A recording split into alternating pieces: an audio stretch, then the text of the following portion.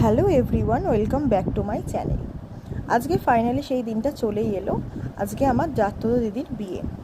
বৈদিক ভবন ভাড়া করা হয়েছিল, খুব সুন্দর একটা লজ। ফার্স্ট টাইম এই লজে এলাম।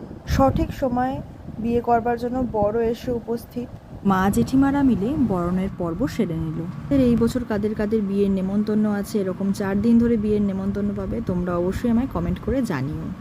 এরপরে শুরু হয়ে গেল 7 পাকে বাঁধা। আর জামাইবাবু কেমন হাসছে দেখো। 1 2 3 4 করতে করতে 7 পাকে বাঁধা কমপ্লিট। এর পরের পার্টে বিয়ের আসল পর্ব, সিঁদুরদানের পর্ব নিয়ে আসবো। তোমরা কিন্তু কন্টিনিউয়েশন বজায় রেখো।